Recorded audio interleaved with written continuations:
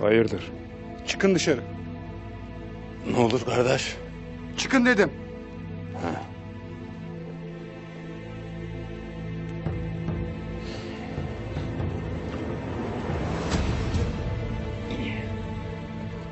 Çıkalım kardeş.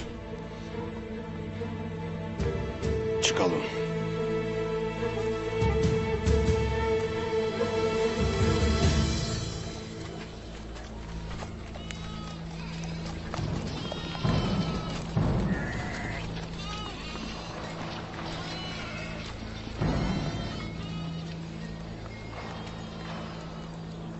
Doğan nerede Turgut?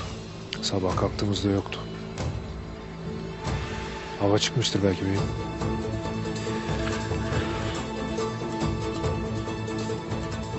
Doğan nerede Bamsa? Bilmezüz beyim. Öyle değil mi Turgut kardeş? Bilmezüz. Bilmezüz beyim. Bilmeyiz beyim.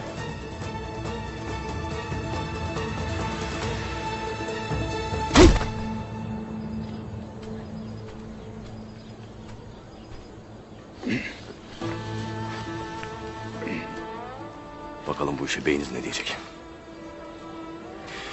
Bağlayın götürün bunları.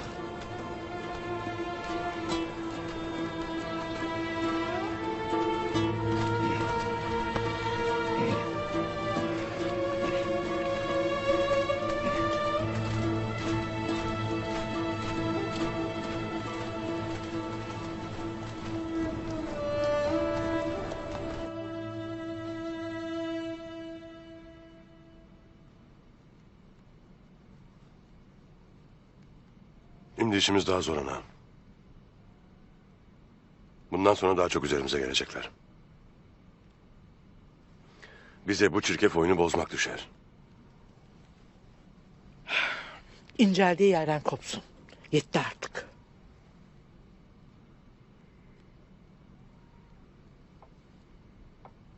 Ertuğrul çık dışarı.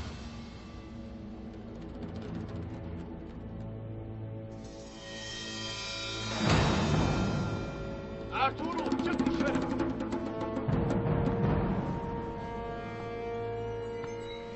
Vakit geldi ana.